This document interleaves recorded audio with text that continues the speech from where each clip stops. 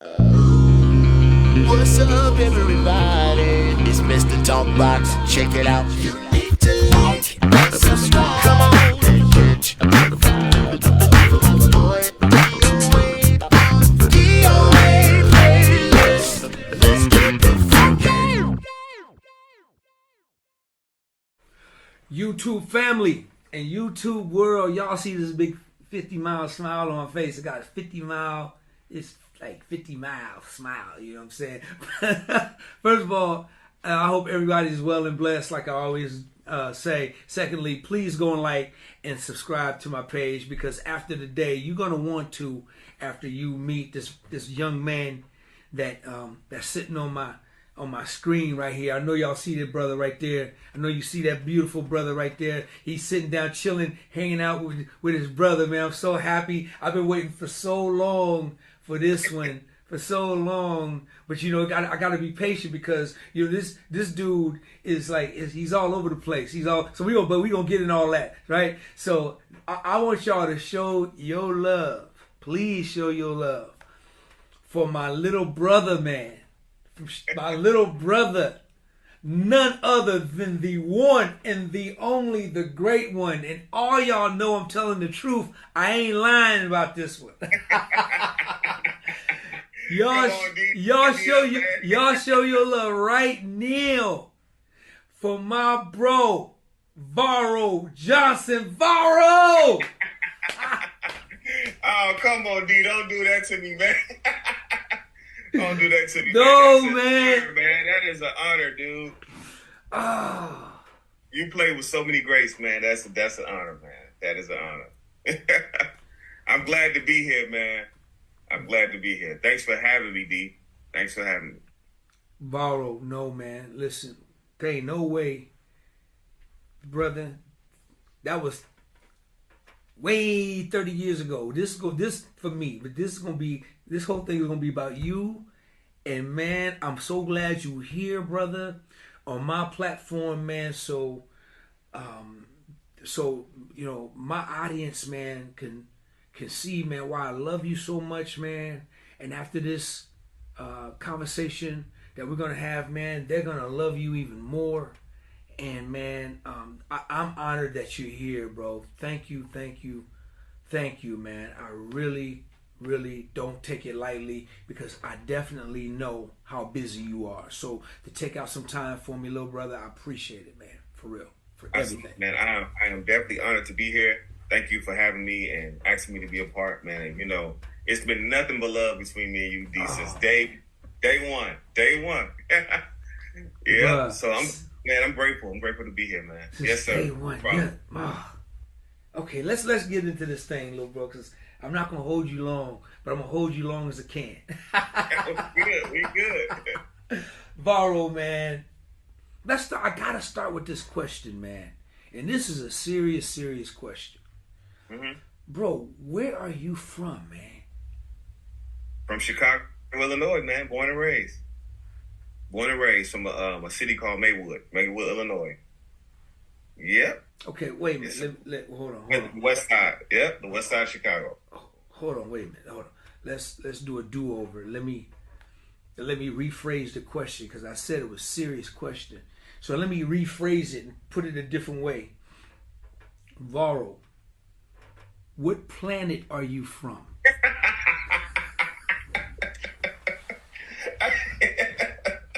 Come on, man. No, I mean it, man, because, dude, between you and your brother, man, you jokers, man, kill me. You do. I know you live in Chicago. I know that's where you probably was raised at. But, Negro, you not from the planet Earth. Hey, man, we have to start somewhere, D. Have to start somewhere. Man, look at here, bruh. Man. Yeah, man. Brother. Hey. So the west side of Chicago. Yep. So Varo, what's the difference between the south side and the west side? It's numbers, man. Okay. People look at it, it's just literally just numbers. Like I grew up on a street called Ninth Avenue. So that's the west side. Went to high school, Proviso East.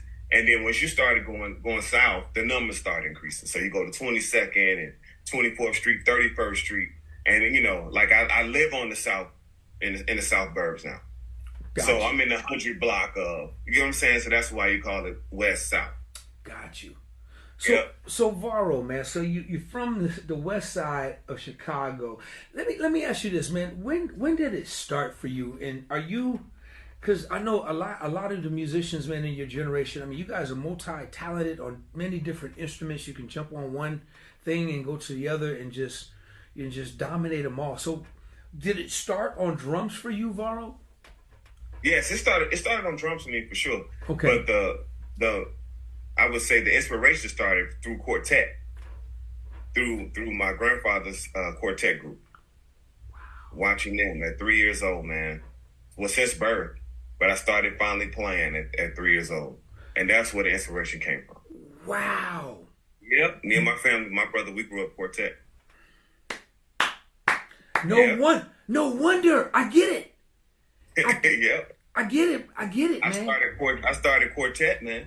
Wow. Yeah. They had a group called the Family Jubilees. The Family Jubilees. And sometimes they used to let me sit in with them, D. But I'm going to tell you, D, back then, that timing was bad. So Granddad would have his shirt off, and he count the song off, man. By the time they got to that special, that vamp.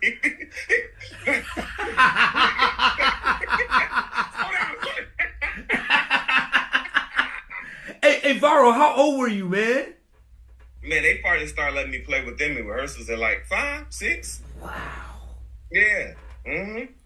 I love it, man. Been around music my whole life, man. That's all I know. So, your grandfather had a quartet group. You playing at 5, 6. You're growing. You're getting over. So, tell me a little bit about that ride, man. So, when did it start to become a real thing? Did you have your own drum set at the time? Or tell me a little bit about that, your backstory. And if I can just tell you the backstory, I didn't get a real drum set, D, until I was 16.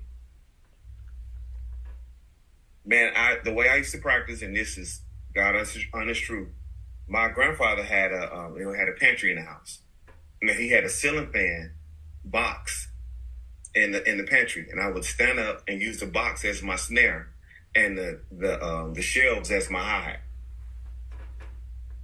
I did that for years. I did that every day after school for years. I didn't get a full drum set till I was 16. And I was playing sports too a lot of times. So I started in like junior high, like 7th, 8th grade. So literally I went from playing sports, and I was kind of falling in love with that too, but music was always like primary, man. That was always first and foremost. Always. But yeah, that's how it was, man. I beat on everything I could, but I didn't get a drum set and learn all of the coordination of everything and started really studying. I mean, I could play at my church, but I didn't have a drum set at home. Bro, yeah. That's how I practiced. Yep, that's anybody in my family. That's how it was. Bro, you are killing me with this, man. So yep, I beat that thing till it had holes in it. Yep. So Varo, so 16. Why did it take until the age of 16 for you before you got your drum set? Just being honest, I think it was just more of an affordability thing. Okay. You know, yeah, my mom did everything she could for us, but she was great. It was just more one of those things to make sure that she was going to be investing in something I was going to stick with. So I had to wait. And the organ player, Dennis Williams, at my church, helped her get me a drum set at 16. So during that time, were you like playing at church still, or were you playing drums? Were you playing on somebody's drum set, or what were you doing to play out? What was that like? I was literally, my cousin AJ, he had a drum kit at his house. He was a couple years younger than me. And I would go to his house to practice on his drums. And then when I would be at church, Wednesday night rehearsal, you know, if I could sneak 5 minutes in before my uncle got there, because he was a church drummer, I would try to just try to play a little bit, try to fool around, just try to, you know, get loose. But I wasn't playing. I wasn't playing often at all. I wasn't able to practice often at all on an actual kit. That pantry was my drum set. Wow, that's Yeah. crazy, man. Brother, I never heard anything like that before in my life, man. Yeah. That's inspiration. That's inspiring, man. That's crazy. It's a crazy story, Varo. Crazy. Yeah, man. So I would stand up and hit the counter, the shelf with my right hand, the ceiling fan box with my left, and I would stand up and do the foot pedal. That was it. That's what I did for hours. And my grandmother, my grandfather, they never bothered me, man. Wow. They never bothered me. Wow. Wow. Awesome, man. So now, 16, you get your first drum set. What does it feel like at 16 and you got your own set, Varo? Are you in heaven? I'm in heaven now, D. I'm in heaven now. So now I'm playing all the rest of the hours. I get out of school, that's all I'm doing. I'm from 4 o'clock to about 8, and it's time to eat dinner. I'm playing drum until I got on everybody's nerves. I did that sun up to sundown. Wow. That's all I did. And I would study, and I ended up getting this small PV speaker. And I was able to start playing songs and stuff through this speaker. And I would, of course you didn't have the in-ears to be able to plug right in. So I would play on top of songs, mint condition, all type of stuff. Like anything that I could get my hands on, I would just play on top of it and have it close to my ear to just try to lock in the tempo and just try to play with it. See if I can get through the whole song without flamming or doing whatever. And then see if I could chop and what I could do. My perspective on other songs that was already out and produced and things like that. That's when the creative process started. Varo, that's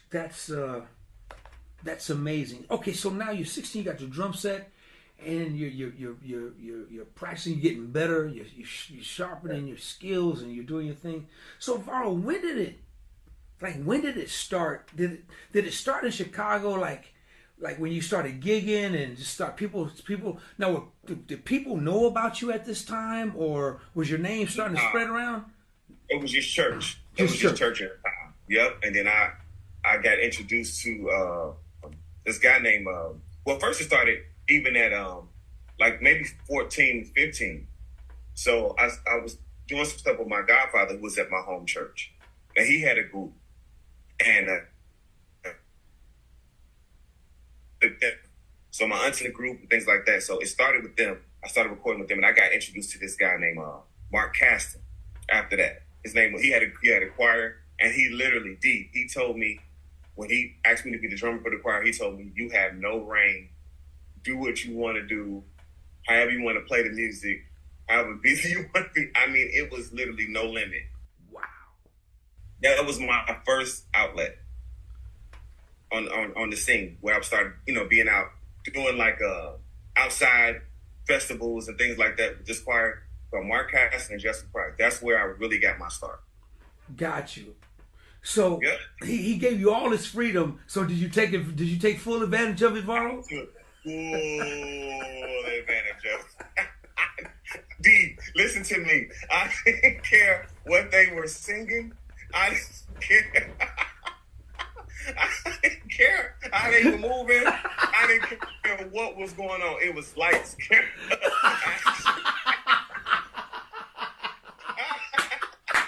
Hey man, I had all that bottled up all this. I'm like, I'm getting this out right now. Everywhere I went, man, I was going for blood. I was going for blood, D. Wow. Yeah. Varo, that's crazy, man. That's great. I love it. I love it, man. Yep. I love it. Yep. So that's where it started. That was your first kind of start. Yep. And I started meeting musicians a little bit before then. Like I said, my godfather Tyrone, he introduced me to this guy named Ronnie. And then the guy Dennis, that was already at my church, he was like taking me around. I was able to do like small programs and stuff like that with him. He was great. He helped build me up. And then I had a godbrother by the name of Wendell, right? He played guitar. And he believed in me too. And I was playing for Youth Choir, and he would let me go the same way. I was only one song of service though, but I was able to just get it out. So one thing just kind of trickled into others, morphed into other things, and just Yep. kind of, and then your name started to spread around your community and around the town Yep. as this Yep. cat. And then now Varo, let me ask you this question.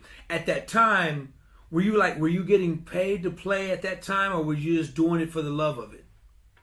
See, I was just doing it for the love, man.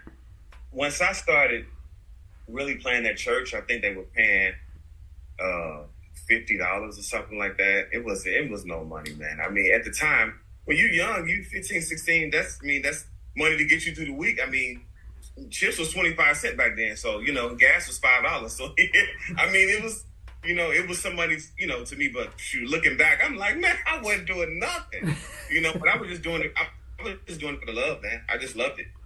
I just loved it. I just started probably making money until maybe around 18, and that wasn't a lot. I went through a lot with that, even with making $75 here, and then if you miss a rehearsal, they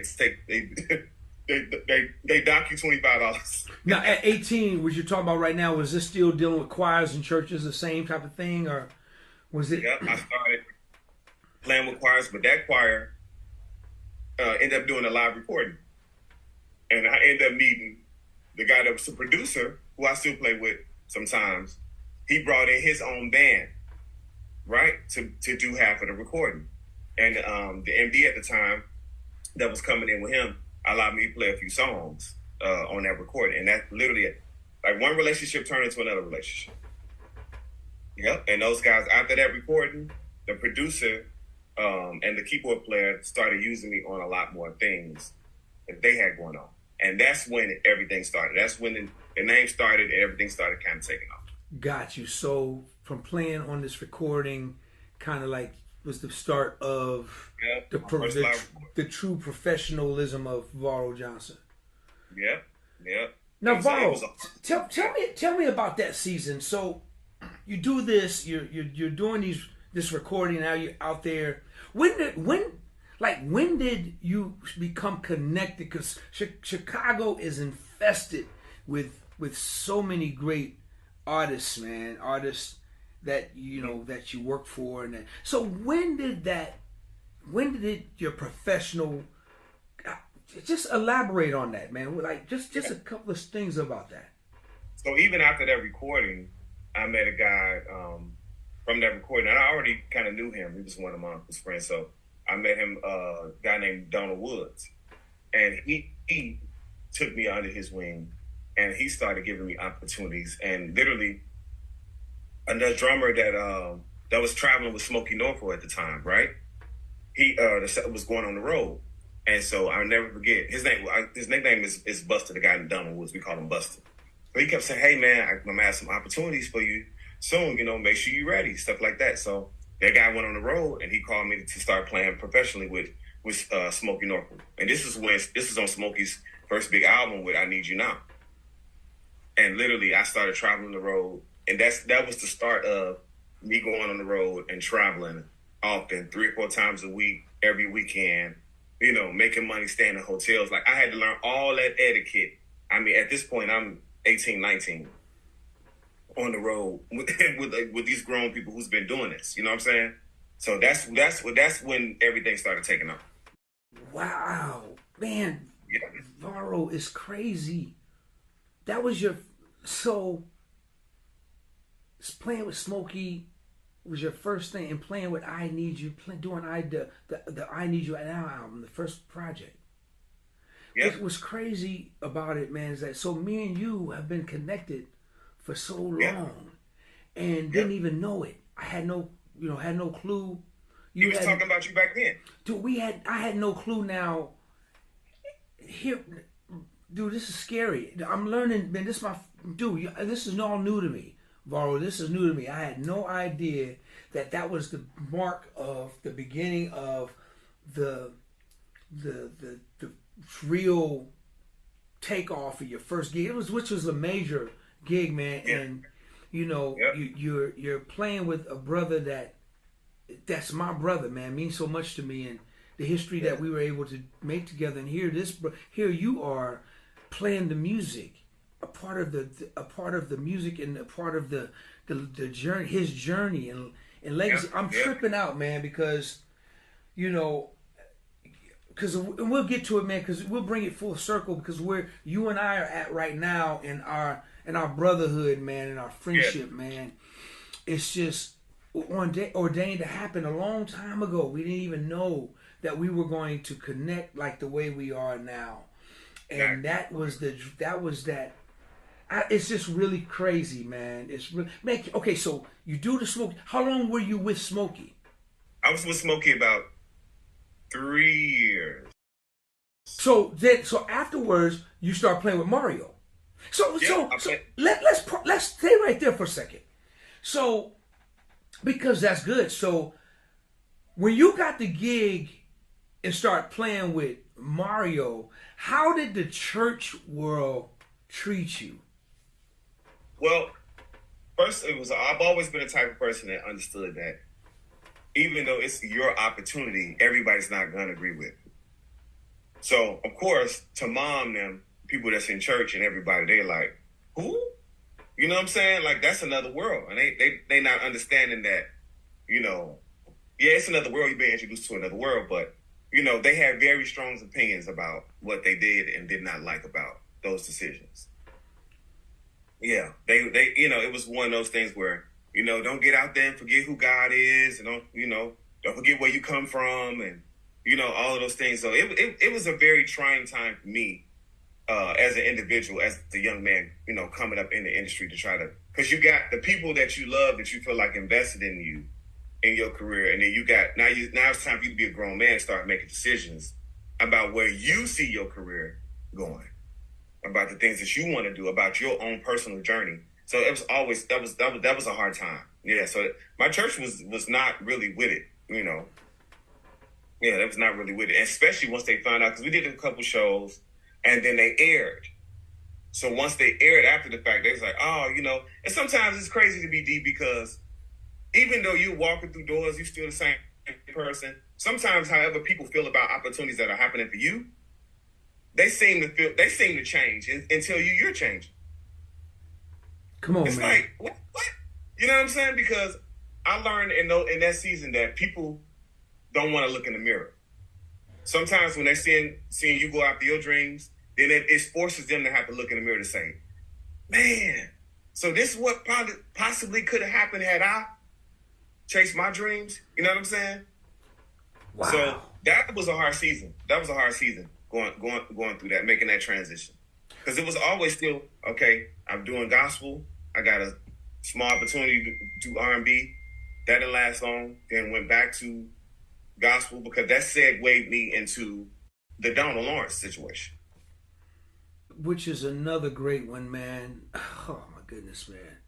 Just another great, brilliant brother, man, that I just have so much love and respect for as a, first of all, just as a person, man.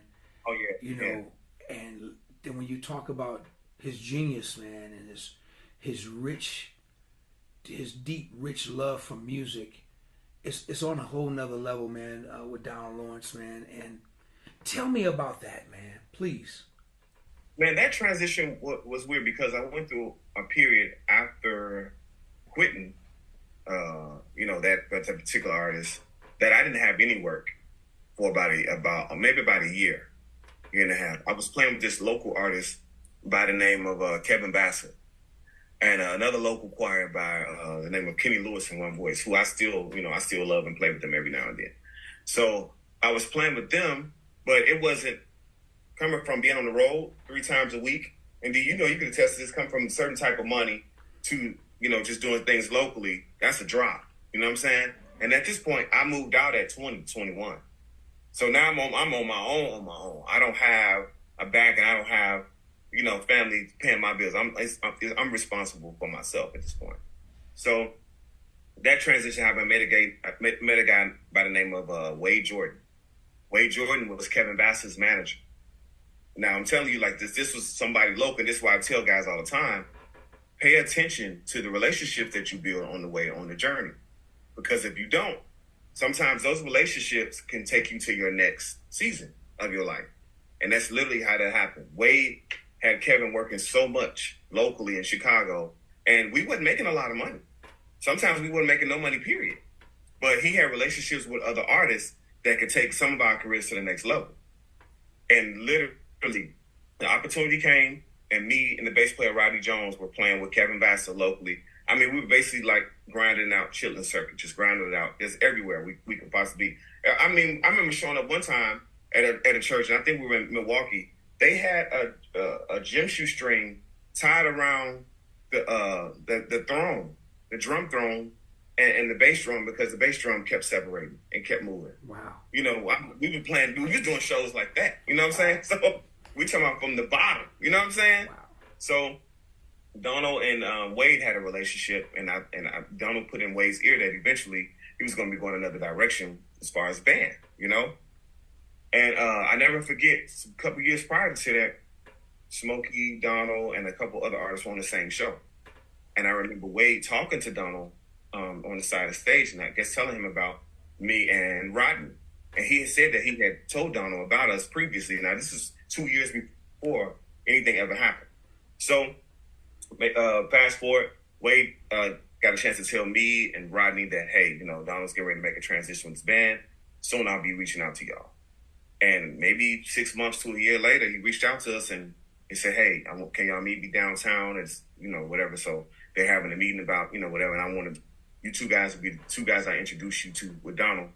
And he made that introduction, and the rest is history. Wow. The rest is history. Like, go ahead, bro. No, that started my timeline with Donald. So when you came in, started playing with Donald, you just basically came in as the drummer first. As the drummer first. Yeah, he had an MD, and by the name of Chris Morris. He had a producer that he already, you know, used it, you know, back and forth between like Cedric Thompson and Daniel Weatherspoon. Yeah. So I was just strictly the drummer. So Varo, how old are you at this point? Maybe 20. I'd say 24. Okay. Yeah, okay. I'm 24. Yeah, I'm 24 at this point. So now you're playing with Donald, man, and you're still living in Chicago. Have you always lived in Chicago? Oh, yep, I've always lived in Chicago. Mm-hmm. And even in the midst of that, I've always lived in Chicago. But then I will always go out places and audition for other things and stuff like that. So I've always lived in Chicago. Always lived in Chicago. Did you ever have the mindset of wanting to relocate to LA, because there's so many cats out of Chicago that's relocated to LA and just basically is rocking the world? So did you ever say, you know what, if I move, I can put myself in better location, opportunity? Or what was that thought process like for you? I did, and I chased some of those opportunities, and I went out there. That thought process for me was, man, I want to do this on a bigger level, on a bigger scale. You know, as far as even staging financially, you know, just putting myself in a better position. You know what I'm saying? Just just being a grown young black man. You know, so and I would see some of the guys that went out there before me to take some of those opportunities, and I would also see some guys out there that things not happen for. So I end up getting this one opportunity to do an audition for Tony Braxton, right? And this was the same guy who had connected me with Mario. So the situation came up. I flew out to LA. I took the last little money I had, flew out there. I auditioned. It might have been like maybe 50 other guys in this audition, right? So I'm there. They're playing the music. You know, the guy, you know, he's like, the guy that's Tony Braxton MD at the time. I really, leave those things out. But he says, hey, man, you guys need to learn this pattern for this particular song. It's going to be about 3 songs I'm going to audition you guys on. So cool. Everybody's standing around. I'm just packing here. Everybody's standing around the wall. It's kind of waiting on their turn. So I waited a couple of hours, and I'm finally able to get up there and do audition. And at the time, I think my ears were good, but my ears weren't as mature as they are, as mature as they become. You know what I'm saying? So I'm hearing the pattern, playing the pattern right, but the time signature was off. So the pattern was straight, and I was swinging the pattern. I was able to adjust and hear that and do whatever, and I end up being one of the guys left out of the 50 people that was at the audition.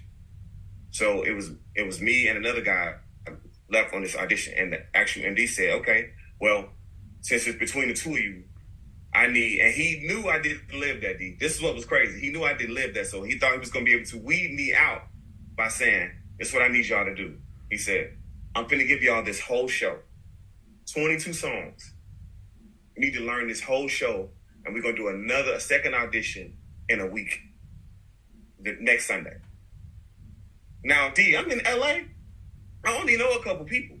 You know what I'm saying? Right. So I'm like, how am I going to sit and go over this music and still stay in LA for a week with $80 in my pocket? Wow. How am I going to make that work? So, friend at the time, Damo Farmer, I appreciate him. It will always be love. He's an amazing dude. He took a chance on me with, whatever. He hooked it up, made some connections. I was able to, share at some people's house. I was sneaking and standing at a few people's house that I can't mention. You know what I'm saying? They still don't know to this day. I was at their house and sleeping on their couch when they were gone. They still don't know to this day. But I was able to get through that week, make it work. So here comes the second audition, right? So it's me and another guy, God rest in peace, James Knowles. He was one of the second. He's from Chicago too. He's one of the other drummers that came in to audition. So it was me and him who was, basically fighting for the spot. So we get to the second audition, and he calls me up. I play through the stuff. Now Toni Braxton, her husband was there at the time. So, and I realized this would help me understand that sometimes when it's just not your season to do certain things, it's just not, that you got to be able to follow God's voice and say, okay, this might be the right thing to do, but wrong time. You know what I'm saying? So this is when I started really maturing to understand, okay, I got to know that even though this opportunity may or may not happen, that it may not just be my time yet. Get through the audition. I see Toni Braxton's husband like, oh, man, he's great. He's in agreement. Other guys in the band agree. Some of them kind of so-so. So the guy, the MD says, y'all, he cool, but he don't have enough personality for me. That's what he said about me. He said this in front of you. Yeah. While you were standing. He told me I didn't have it. Yeah. It was in front of other people, Toni Braxton's husband, stuff like that. He said I was great, but I didn't have enough personality. I didn't have the swag that he needed, for the gig. And so the other guy ended up auditioning. He went. He gave him a few more kudos than he did me. It's cool. And then we look up, D, and another guy's walking through the door with a pair of sticks. And we like, well, who's this? What's happening? What's going on here? And whatever. One of his homeboys from Berkeley that he told him to come through to audition. And the rest is history. He got the gig, right? He got the gig. It's the oldest trick, oldest routine. I don't know why people do that. I could never understand it, but it's still happening to this day. Why have a kettle call to 50 people when you already know, who you're gonna use on the gig? Yeah. I don't get why people do that, man. It just cracks me up. Cracks me up, man. That's I already knew where the story was going before you started. That's crazy, man. Yeah. So that particular time that taught me, and my grandmother, I was out of money at that point, D. Yeah. So I walked out when they made their decision of who was gonna get it. They walked out, and I'll never forget. And this guy just passed away. The rest his soul. Aaron Spears is the one who came to me and told me. He said, "Man, it's good to meet you, man. I can kind of tell you're a little disturbed right now and everything that's going on." He said, "But you always trust God, and sometimes it's still a blessing when the door closes too." I'll never forget he said those words to me. Wow. He said, sometimes the blessing is in the door closing as well. Wow. And I said, wow. So, man, I ran out and I got on the phone with my family. My grandmother paid for me to get a flight home. I got home, and literally the moment I got home, I had already got a call to do a live recording for a local group here. They literally waited a couple days to see what was going to happen or what was going on with me. And I got home and went right to rehearsal and started rehearsing with them and did a live recording. And that's really what started the career and the rise of what started happening for me in gospel. And never looked back, right? Never said. So was that the last time you considered LA? Was that it? Was your mindset? Yeah, this is where I need to be. That was the last time I considered LA, because I said, you know what, God is gonna bring it all full circle, and the relationships is gonna happen where it's not gonna be something I'm trying to get. It's gonna be something that somebody say, hey man, I love you. I want to be able to get you out here. You know, what is it gonna take? You know, so I wanted to build my value up, and for things to become full circle. You know, and I felt weird about that decision, D, because I was like, man, what if I'm missing out on this? And it's like God always say, you ain't missing out on nothing, because it's gonna come back around for you. Man, that's so good, man. Bruh, that's so good right there, because it's so true, man. That's so good. So all right, dude. There's so many things I want to say, but I only have so Varo. So now the gospel thing just start to really flourish, start to take off, the gospel scene. Yeah. Right. So now how was secular world treating you? Were you still getting calls to do secular gigs as well? Were you still kind of mixing it up, or what were you doing? How were you treating it? I wasn't mixing it up as much, because I was just full-time gospel. I mean, I went from, you know, once I started being Donald's drummer, Donald was working a whole lot at the time. And then I started meeting other people just from playing with Donald. Gotcha. From doing recordings with him. Like, my first time being on stage with Donald was not him as an artist. It was him producing Vanessa Bell's record. Oh, wow. That was my first time working with him as his drummer. We hadn't even started doing, I think we had did a couple Don Lawrence shows, and then literally right away, it wasn't even weeks later, we did Vanessa's record live. Wow. Awesome. You know, as I was thinking, I was missing out on things, and I knew that everything that was doing was starting to fall in place. I knew I was supposed to be doing. Wow.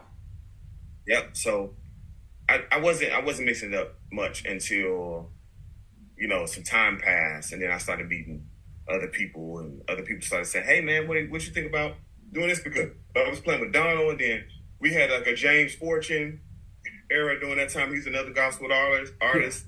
And man, we traveled the world for years. We did tours, all type of stuff. And it just literally segued into that stuff. But I had a big brother, and rest in peace to him too.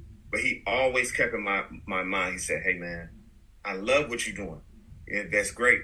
He said, but make sure you keep your mind and your broad open, because other opportunities may start showing up. Right. And you don't want to be looked at as one way, or want to be able to play one style. Right. Great advice. Things, you know, that you need to study and things like that. And literally, I mean, we talk about 8 or 9 years in, that's how more R&B started showing up, and that's how the Layla Hathaway thing showed up. Wow. Interesting, man. Now, how did the Layla Hathaway gig come about? Crazy thing, D. So I had Kahari Parkins, who I'm talking about. So that's my brother, my big brother to the end. He's the reason why I'm where I am to this day. He's the reason why my ears are so big. I have to give him credit because of that, because he stayed on me in ways that nobody else did. I have to give him kudos for sure. Yeah. He's the reason.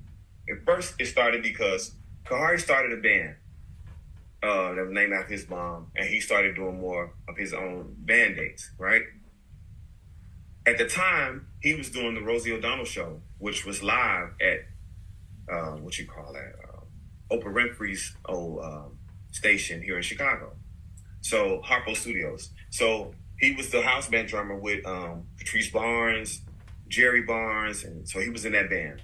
So, Kahari took a chance on me because I used to do some club shows and stuff around town and stuff for him, you know? And that's really how my ears started becoming big, because I would go and I would just hang out with him and just see what he was doing. I learned a lot about dynamics, being able to still be effective while still playing at a low volume, just, you know, from him. So that's one of the dudes I studied, you know. So I would see him. He's like, hey, man, how would you feel about, you know, subbing for me at, you know, for the Rosie O'Donnell show? And I'm like, for the Rosie O'Donnell show? I'm like, me? He was like, yeah. He's like, man, you can do it. You know, he said it's literally the art of subtraction. I was like, okay, you know. So I went up there, hung out with him a couple of days, saw how he was doing everything. I was able to sub. I did like a couple weeks there. You know, he would come back and forth, and we just literally the bond just had already started creating years before, but things just started to become tight because we're building a trust now, right? Now, fast forward, him and Eric Smith, that's my big brother. Love you, man. So that's my dude right there. He reached out to Kahari about doing some shows with Layla. Now, they had already did some shows with Layla a few months before then, but Kahari put a band together for some. She did some TV stuff in Chicago. So he reached out to Kahari, and Kahari ended up being busy.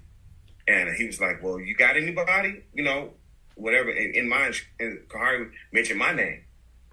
Now, this is a teaching moment for a lot of guys who may watch this, because Eric's first words, and he always tells the story, he's like, Varo? He said, I mean, this gig ain't got all that movement going on. This ain't really, you know, a gig that you can kind of do all that, you know. He's like, no.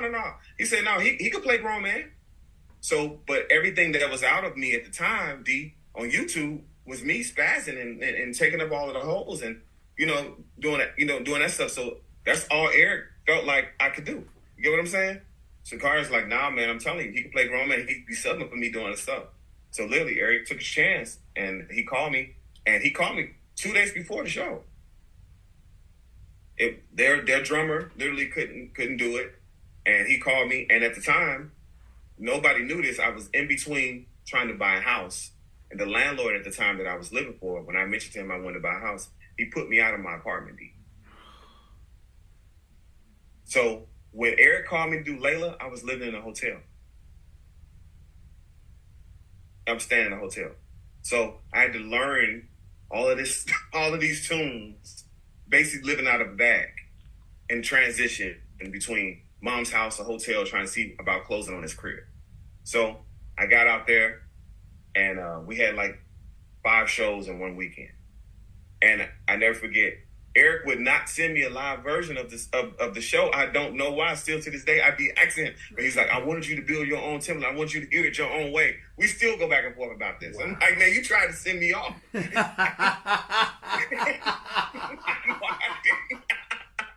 So I get out there, and this is what from what Eric is saying, from the first downbeat, he said he knew. And literally, like, he held my hand a little bit, but it was literally training, and that transformed everything, from everything being gospel to now R&B gospel. That's how that happened. In relationships. It's funny, Varo. I know a little bit about that story, you know, that Eric shared with me when, you know, when your name came up with university. But we're gonna come back to that in just a couple of minutes. But he said the same thing. He said, D, from the first down note I heard this dude play, he said that was it. I was done. He said I just knew this cat was special. He told me that story. Wow. And wow. What an amazing story, man. What an amazing ride, man. And man, I have so much respect for you. Just listening to your story and listening to, but I want to let's double back for one quick second.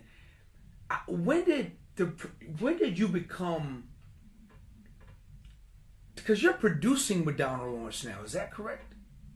Not necessarily producing, but I'm like his music director. Okay, so when did you become his musical director? How did that happen? I became his music director maybe about 10 years ago.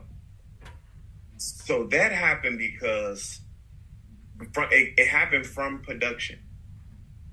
We were in the studio and we were working on, I think his CD, Your Righteous Mind, either DO 20. It was one of them, something like that. And he pulled me to the side and he said to me, he said, hey man, I can tell the way you're hearing music and the way you're playing music is from a different perspective.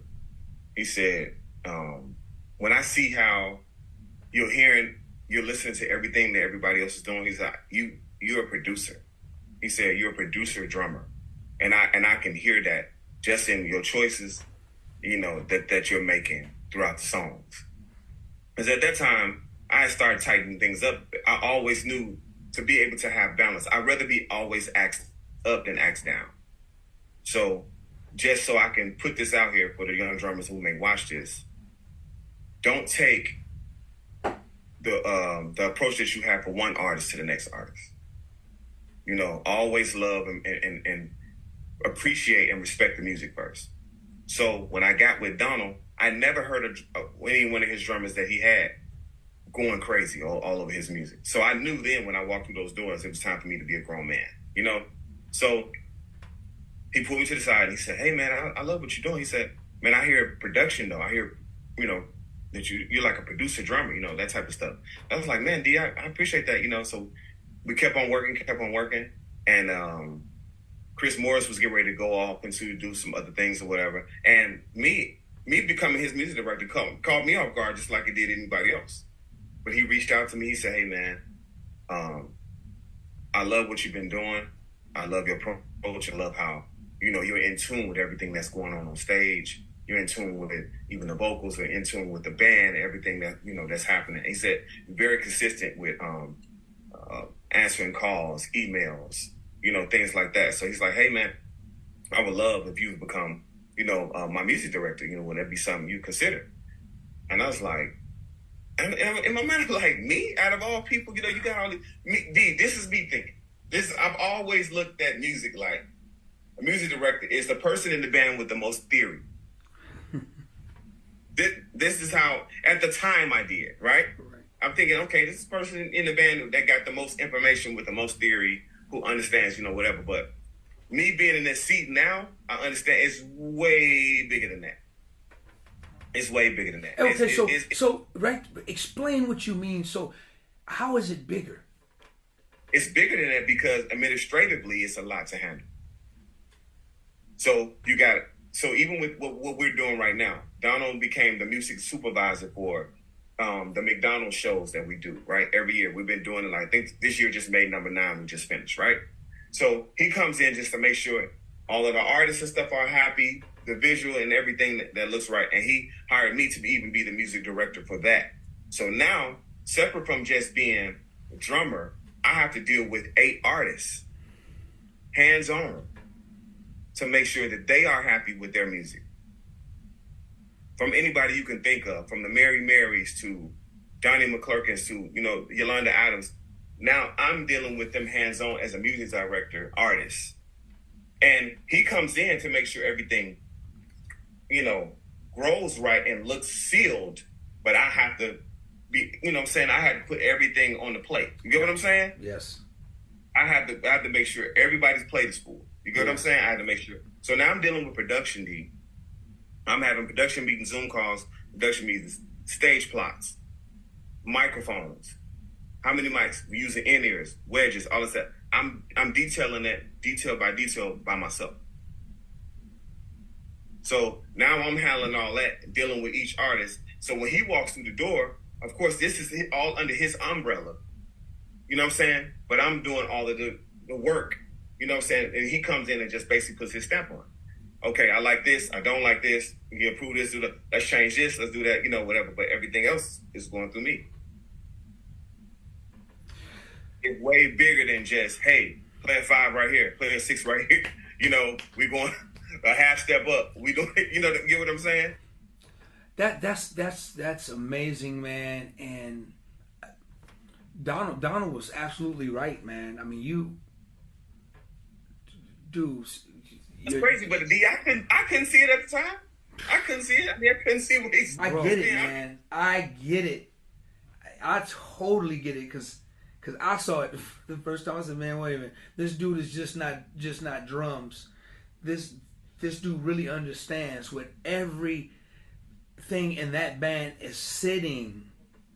Yeah. And I'm gonna tell you why in a minute because you just rocked the whole everybody's world when you showed up, but.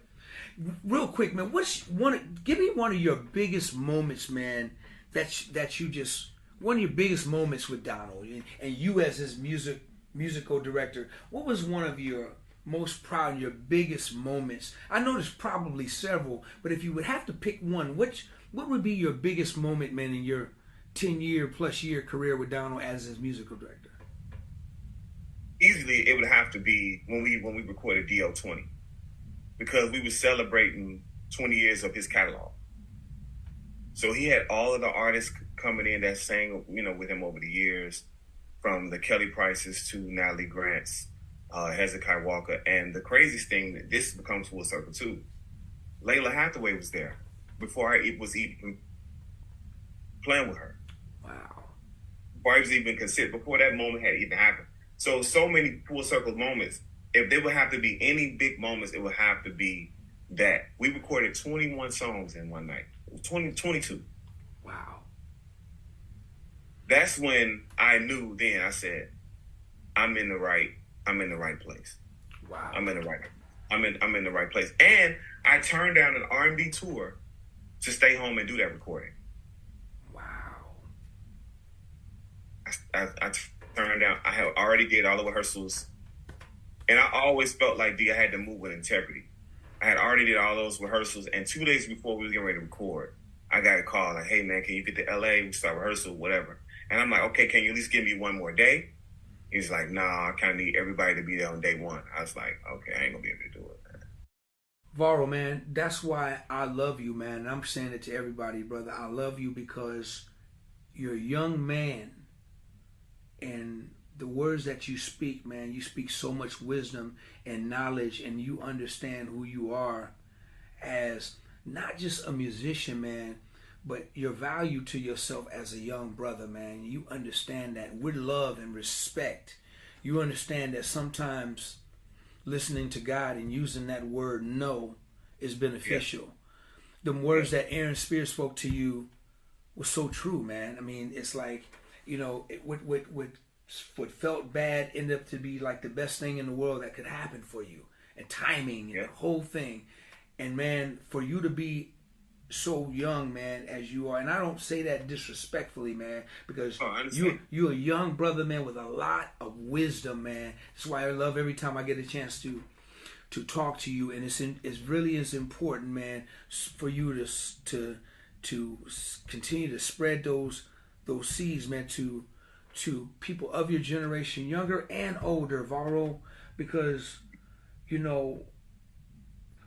let's move on, man. Let's move. I want to get this out because it's I got to share this moment, man, before I let you go. So when we were reforming the band University 2.0, we were looking for a drummer, and I talked to Pick. I talked to Eric. I talked to Eric and Kyle. We were together at a gig. We were sitting down doing sound check. We were all three talking, and we were talking, and I told Eric and Kyle, I said, "Hey man, we gotta really get this. I really need this drummer, man. I'm trying to get this chair feel, man, and I'm not really sure about it." Both of them said it at the same time. We asked them, man. They both said at the same time. It's like 1, 2, 3, Varo. Wow. It was the Holy Spirit or something. And so I'm looking at these dudes like, huh? Oh man. They was like, hey, Varo, both of them. Like, hands down. No other. Wow. And of course, man, he is like my blood, man. We are not blood, but he's like my blood. I promise you. I almost think we came out the same womb and everything, the same stuff connected, and we both were in the same that stuff in the midst of that thing themselves. Yeah. Because that's how close I feel to this dude. And so if he's telling this to me, right, the first thing I'm gonna do is listen and believe him and trust him with my life. Then to hear Kyle say it together, I promise you, man. I promise Kyle, man, if anybody knows Kyle don't blow no smoke. None. We all, brother. Kyle, we love you, bro. But he asks me all the time, man, you really think I'm? Yeah, that's the dude, though, man. I love that dude. Kyle don't play. He's real. He gonna keep it 100. He gonna keep it 100. Yeah. Every time. I love that about him. So now both of them are speaking so high on you. They going crazy, and I'm like, dude, enough shots fired. It's good. Dude, I would love to meet him. I'm gonna talk to Chucky, and my exact words to Chucky was, Chucky, we got our drummer. Now, Varo, Wow. me and you had never met. I never met you, bro. Yeah. Never, Yeah, I know. never met. And I'm out of, I've been out of the scene for so long, and I just been. That's not the world I really live in. Especially me getting back to picking it up again and playing. So now I'm like trying to get acclimated to who's out there, what's what, how to travel again. How do I go to airports and do I check my bag? I don't do that stuff. I don't do it no more, Varo. I only do it when I have to, man. But Yeah. so that's just how far removed I am from, and getting to know it from being on Instagram and getting to see a lot of things. Then I was able to kind of check you out, and everything I saw, man, was just brilliant, right? Wow. And then Chucky's like, yo, D, done deal, cool. Now I gotta let everybody know, when we were getting ready for the Yoshis, our first show, Yeah. Varo showed up. The Varo flight came in a little later than the rest of the bands. We got to wherever, I can't remember where we was rehearsing. Third Encore, I think. In LA. So we were in LA waiting on Varo to come, and Chucky was going through some of the music, and he played this joint called Honey Walk. Yeah. Chucky played everybody this joint called Honey Walk, and I already knew it because I played bass on it, but he played it for the rest of the band, and everybody just basically threw up in their mouth. They just threw up in rehearsal. The floor got messy. Everybody just threw up. We had to have maintenance come because it was so funky and it was ridiculous. It just made you sick. It made you sick, man. So the question was, yo, we gonna use we gonna put that in the box. What are we gonna do? Because do you think this dude Varo can hit that? That's what every Hey Varo, because Chucky played drums on it, and Chucky's a lefty, right? Yeah. Oh yeah. And this beat is almost like 7/7 on steroids, right? It's on steroids, 7/7 on steroids, man. With the clap going the opposite way. Exactly. Yeah. And Chucky played it, and everybody was like, hey D, what you think? I said, man, he gonna tear this stuff up. he gonna hit it. Now, Varo, I don't know. You don't know this to be true. Only thing that I know is I'm the brother who called you and blew you up to Chucky. And Chucky's like, yeah, D. I said, yeah, man, this is cool. Man, please. I'm like, God, please. You put the hype on it, like, oh man, he better come through this door ready, man. I'm not playing. So yo, Varo walks through the door, man, and I meet my brother for the first time. Yep. And I promise you, when I saw this brother, instantly, I was like, wow, man. Because we talked on the phone, and it was just something in my heart, my spirit to said, D, this is definitely the right thing. You did the right thing. Because there's a Varo, and we know the backstory to the whole situation. Yeah. With the drum with the drum situation. And God just put it in my heart and my spirit and said, D, this is right. And man, when I embraced you, man, I felt your spirit. I said, we good. Then I'm thinking about everything that E. Smith is telling me. I wasn't worried. Varo met everybody, met Chucky. The band just some of the guys already knew who he was. And Chucky definitely knew who you were, but didn't know you. You dig what I'm saying? So that was the first thing. We was like, Honey Walk. In fact, hold on 1 second. Hold on. I'm going to cue a little bit of this up right now. because y'all got to hear just a little bit of what this dude had never heard, but he came in the rehearsal sitting down, and this is what he was introduced to that he had to learn real fast, or however long. We thought it was going to take a couple of days, maybe. But look, yeah. Let me play this. Check this out.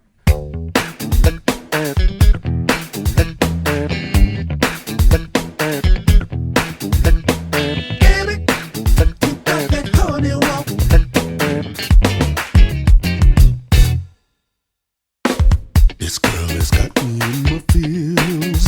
I see nothing else on but a high heels. Her body's like a hurricane. A category 6, she'll go right through you. The way she walks is so insane. She must have been made in a laboratory. She's got that face and pretty grain. Wait a minute. Okay, that's enough. That's enough. All right, now. Okay. Now, Varo, tell me if I'm lying, man, because this is me and you on this. This brother sat down on his drums, and I don't know, it was about 6-10 people in the room. Yeah, about 10 of us, yeah, for sure. We all gave this brother his time and space.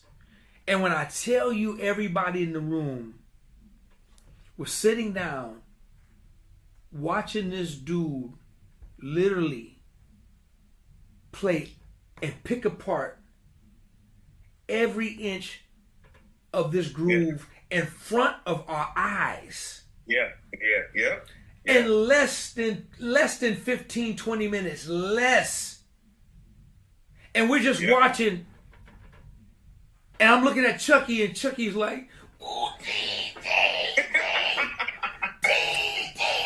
you ain't lying, you right, because I kept go over that part one more time.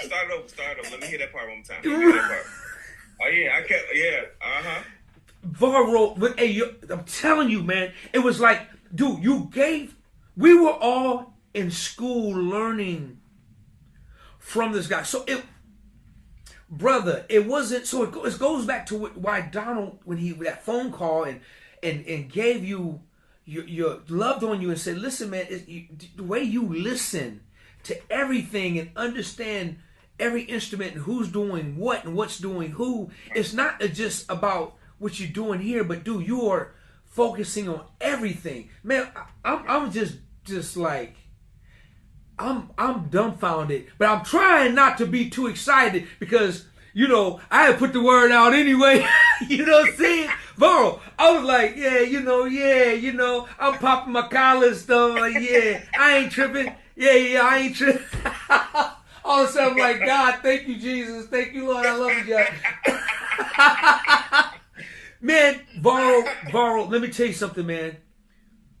That jacked us all up. And I'm talking about a room full of grown men with over 200 or 300 years experience in the business. Yeah, no, seriously. For real, though. No joke. And everybody was blown away. Man, you played this record, every inch of this record, and learned it right there. Never heard it in front of our eyes, man.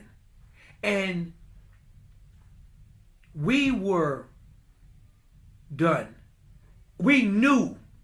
And then playing with you, I got a chance. When I was playing with you, man, the only thing I could think about was my brother, man, was Eric Smith. He said, D, once you play with this dude, you ain't gonna never want to play with nobody. And, oh, man, come on, man.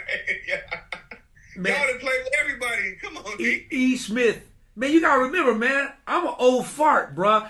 That was 20 some years ago. So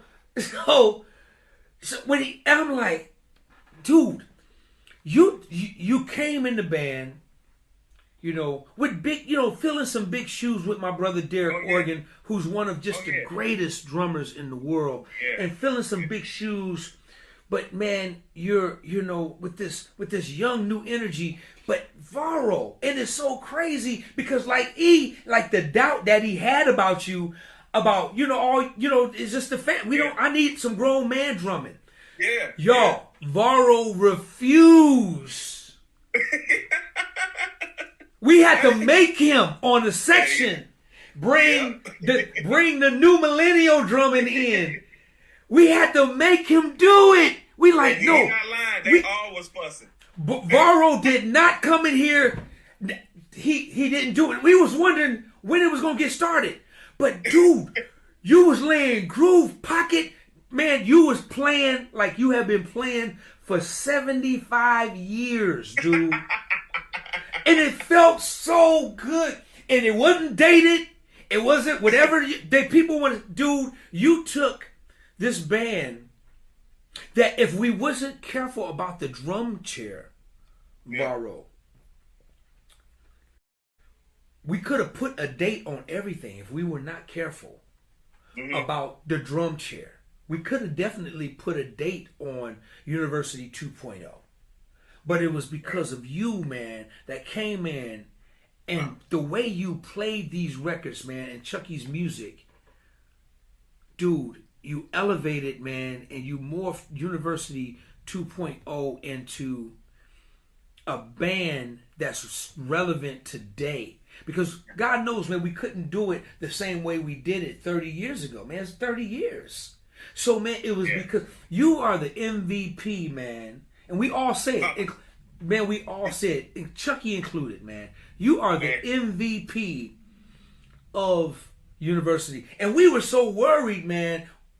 Me and Chucky was so worried. We was like, man, this dude is young, man. We old, D. He ain't gonna be around no old man. I almost said the N-word.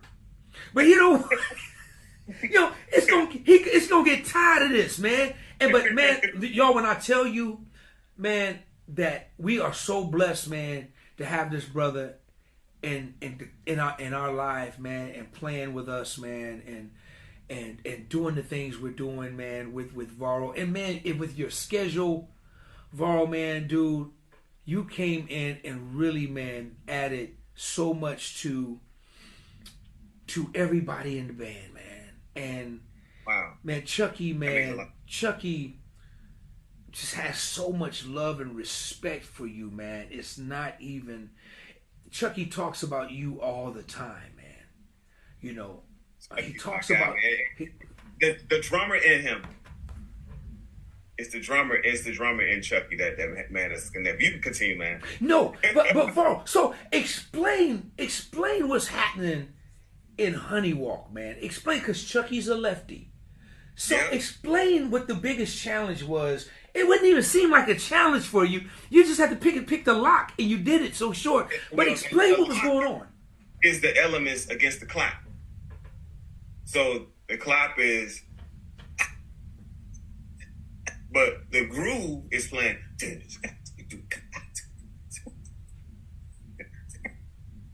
You know what I'm saying? So you playing against what you feel like would just be regular 2 and 4.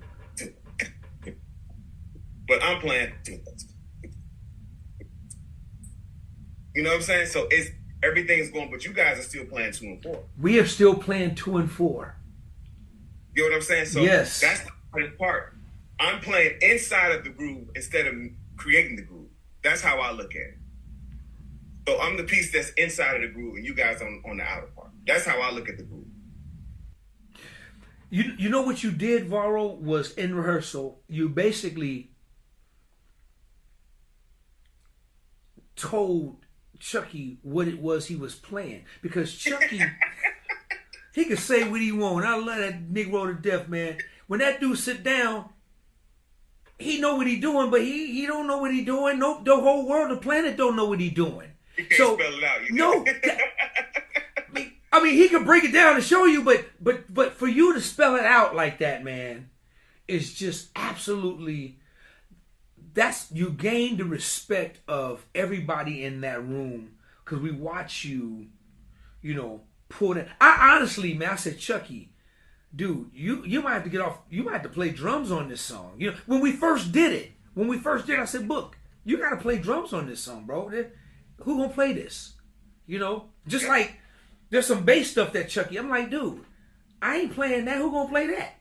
Me? And you crazy? I never get.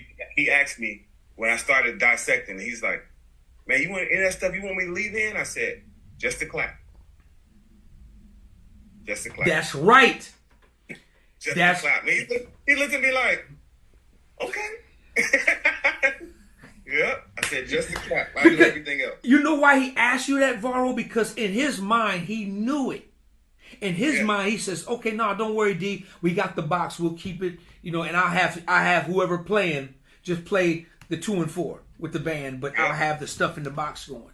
That's exactly his mentality, because Chucky knew he set a standard with that groove, man. Because the groove is hard. It's not easy. It's not an easy groove. You just have to think about not being the force of the song. You got to think about being a part of the song. Man.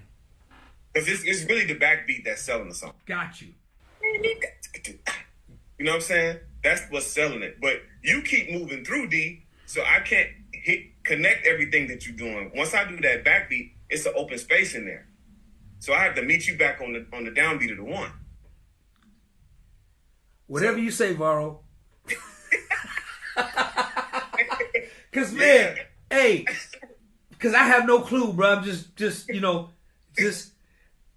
and out. Getting in, and I love it, man. Cause when we doing it live, dude, I'm like, man, Varo, this dude you saving my life, man. You saving me, man. Hey, I'm not gonna let y'all down. When I started studying those songs, and I really could, take them to the hotel, and I was like, okay, I see what's happening back then. I'm like, well, of course to make it current, but to make sure that everybody was still in the same space they needed to be. You know what I'm saying? I think what might be one of my favorite songs too to play outside of Honey Walk, I like Turned Away, and I like what's the name of that groove? Up tempo. Don't you know I love you? I like Don't You Know I Love It. That's my honey. That's my honey. That's one of my favorite ones to play too. That's so much fun, man. It's a lot of fun because a lot of drummers would think what's really selling the groove is the open hi-hat on the 1. So you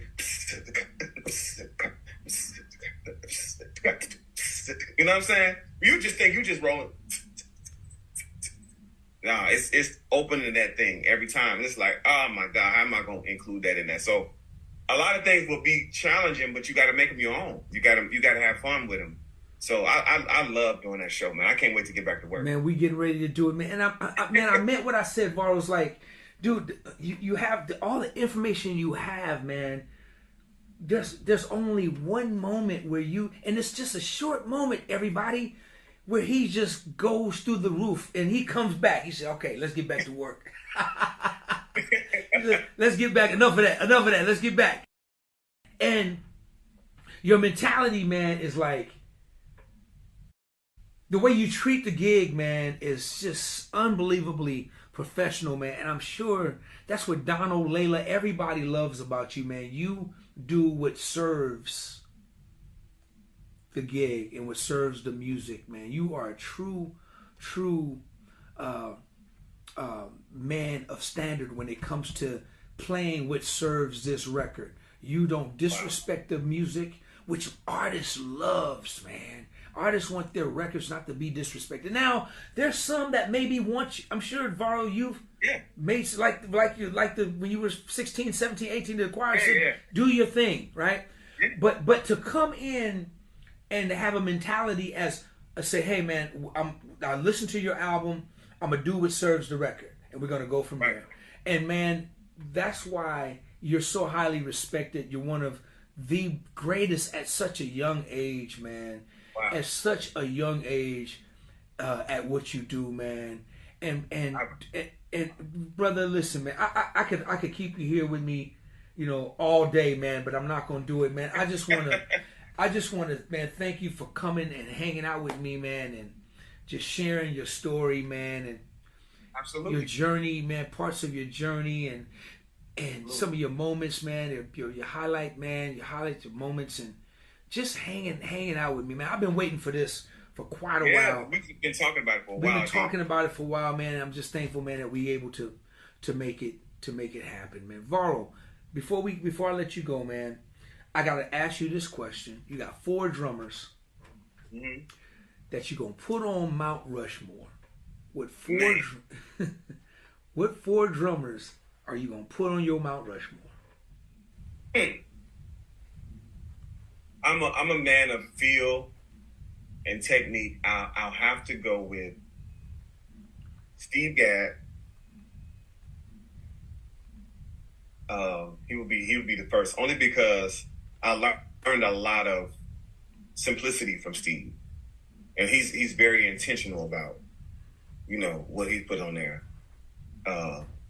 Kahari Parker, he's definitely going to Mount Rushmore, only because I've never heard anybody like him. I've never heard anybody like him. I've seen him on the biggest stages and the smaller stages, still doing what he does, but effective. And the way he's able to translate drums just in any room is just amazing to me. I'm still trying to mimic that. Who I grew up really studying and really patterning my style after like I watched this tape over and over and over again for like 5 or 6 years. It'll have to be Dave Weckl. So we got Dave, we got Steve, we got Kahari Parker. And I have to say, lastly, that's a hard one, D, but lastly would probably have to be just from honoring another Chicago hero who I know has feel, who I know is just amazing at everything, and I've seen him play different genres and be great at it. Of like one of the greatest I've seen, and I've like had my some of my style after. It probably have to be like Teddy Campbell. Oh, wow. Yeah. Wow. Yeah. Well, check this out. I'm definitely we're gonna add a 5th person to the Mount Rushmore, bruh. And I'm putting you on Mount. I'm putting you on Mount Rushmore, man, as my number 5. We just gonna add a face, wow. Bruh. I know you ain't gonna put yourself on it. No, ain't no way. I'm gonna put you on it. This for me and Chucky. Me and Chucky gonna put you on. Oh man, come on, not Chucky. I'm speaking for Chucky too. Me and Chucky. In fact, we gonna give you 2. Me and Chucky gonna put. 5 and 6? No way. No way, man. I appreciate that. Man, listen, brother. For real, man. I'm not just giving you smoke, man. I honestly mean it, man, that, you're one of the greatest for many reasons. Wow. And after knowing you, the drums is one of the least reasons why you're the greatest, man. Wow. The drums is secondary to what makes you the greatest, bro. Man, I appreciate that. I mean that from the bottom of my heart, man. You're just a beautiful cat, man, whom I love. People love you, man, and they cherish you, and they honor you, man. And keep doing what you're doing, man. With your family, with your daughter, with your loved ones, man. And just keep doing what you're doing, man. I'm telling you, Varo, one thing I tell people, man, one of my biggest regrets in this industry is that when I was younger, man, coming up in the industry like 30 plus years ago, as a young man, I didn't cherish time. Mm-hmm. I took time lightly. And I think a lot of people know what I mean by that. It's just, as a young kid, man, when you're young, you never think you're going to get old. So therefore, the days is just going by and moving. And, my life was moving so fast. And God is bringing me all these great blessings. And I'm touring and I'm playing, not sitting down, just taking advantage of every second of the day, every moment. Yeah. And before you know it, you wake up and it's 30 years later. And then you look back, and I'm like, what happened? You know, how did it get away so fast? You know, how did my kids become so grown so fast? I remember when they were just born, and you know, I remember the day I auditioned for Janet like it was yesterday, or everything I've ever done musically. I'm looking back at it. Varo, you know, we're over a year now since Yoshi's. And it seemed like it was yesterday. I remember everything about that moment. I remember everything, and it seemed like it was just yesterday. Or Rock and Brews or LA. I remember like it was just yesterday. So I say this to you, man.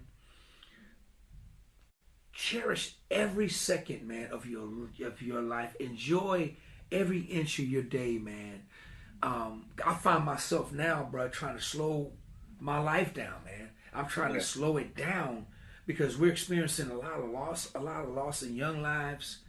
And, you know, the older you get, man, you know, you realize that this life ride is not that long. It's really short. So you have to, man, please, man, and this goes out to every young person, whether you're in music or not, man, just enjoy every day. Slow it down. Because, man, when you're young like that, you never think you're going. When I was young and I saw my parents in their 50s, and I'm saying, oh, man, y'all, man, mom, you old. Now here it is. Right. And it seemed like it's like overnight, like a light switch. Because, man, I just didn't value time. And I wish I would have honored time better, just so I look back and remember and enjoy my life, man. And the reason why I'm saying this to you, Varo, because is your career, dude. You're in a spaceship, man. Your career, you're skyrocketing as we talk, man. Wow. Your career is going through orbit, man, because of your greatness as a musician, man. And it's moving fast, bro. It's moving fast, man. And before you know it, 10 years is going to be here. Like before you know it, 5 years in this time. So I say to you, man, enjoy every inch of your life, man, because when you wake up and blink an eye, it's going to be 10, 15, 20 years from now. So cherish every inch of every day, man. Enjoy your day off, or because you know you're getting ready to leave in a day or so. So, man, enjoy every moment, man, and just appreciate it. I'm not saying I didn't. I'm very grateful of my life. I don't want nobody to get it mixed up. I'm very grateful, highly grateful. I've been blessed, man. I'm truly grateful. But, man, when I look back, I'm like, you know, man, what happened? You know what I'm saying? So I say that to you, man. Like I try to say that to a lot of the younger people, man, dude. Because a lot of people say, man, if I could go back and do it all over again, this is what I would do differently, or this is what I would change. Not many things I would change. I would do everything, man. God, my life was ordained. I think me, mentally, I would just have a better grip on the appreciation for time. That's it, man. Right. Yeah. No, those are great words, D, and I appreciate you saying that, because I feel like I lost a lot of time with my 20s. Chasing money, chasing success, just trying to from check to check. I mean, you know, sometimes when you're working with people who don't do business with integrity, you know, I've had levies on my accounts from bad checks and things like that. So, you know, you're just trying to get yourself from underwater. And you're right. You look up and here we are 10 years later, like, what happened? What happened to all of that time? So now I learned, and it's crazy that you're not the first person to say that to me. Layla actually said that same thing to me too. She said, just from like my first couple of years for her, we sit around talking, getting acquainted like we always do, laughing and joking. She's like, you know, well, I hear you say often about, I'm always talking about what's next, what I was trying to do next. She's like, sometimes do you ever take the time to just enjoy the moment that's right in front of you? Oh, my goodness. That's so good. Yeah, you're saying that is just even double the confirmation to understand that we don't get this time back. We don't get it back. You can see these days or these hours and minutes again, you know? And it's not that, and I get that, because you got to have goals. You got to Yeah, have you have to. long term, Yeah. short term, and then longer term goals. And I've always had that in my life. Right. But man, what happens is, Varo, we get caught up in the hustle, man. Yeah. We get caught up in the hustle and the bustle, and the next thing you know, it's the next day. The next thing you know, it's the next week, and you're still in that hustle and the bustle. Then the next thing you know, it's the next month. We live in the next month, and then it's the years gone by, dude. It's that part right there that, like she said, and man, great job, Layla, because that is just exactly what was trying to come out of my mouth. I didn't just cherish, seize the day, man. Seize the day, bro. And I say that to everybody. In the simple moments of, even when we're all out hanging, we know how we do. We'll go out and get food. Sometimes what's bothering us about what's happening down the road or at the end of the week is distracting us from enjoying everybody that's around us and everything that's around. And I'm guilty. I've been there. So I appreciate that, D. I needed that. Brother, well said, man. It takes away. Then the next thing you know, you back in your hotel room dealing with it again. You just had 2 or 3 hours with your loved ones that just felt like 15 minutes because you were distracted from the moment. Yep. And now you back in your room dwelling in it, still trying to figure it out. Yep. So yes, exactly, man. That's what I'm talking about. That's just what I'm. Listen, man, brother. How can people find you, man? How can people reach you? Follow you. Oh man, you can find me. You can email me at tvarojohn@gmail.com. Find me on Instagram, tjohnvaro. There's Facebook, Varo Johnson, TAVARIUS, VAROJOHNSON. You can find me any of those platforms, any one of those things, and you can put Tavares Johnson in and search my website. However you need to find me. I'm not hard to find at all. Varo, thank you, man. Thank you, man. Thank you, man. Brother, thank you so much, Thank you, D. Thanks, man. I appreciate you, man. Man, I appreciate you, man. Great conversation, man. It's so much fun, man. So much fun, man. Hey, man, I can't wait to hook back up with you, bro. I can't wait. Man, me too. Just let me know. Keep me posted. Absolutely, man. We're putting it together now, man. We're regrouping a couple of things, putting it together, and I can't wait, man, to see you again and just to get back in that room with you, man. And bruh, you help me knock this dust off, man. You good at that, dog. You good at that. All right. Hey, I got you. I'm gonna sit right there holding it down while the dust fly off.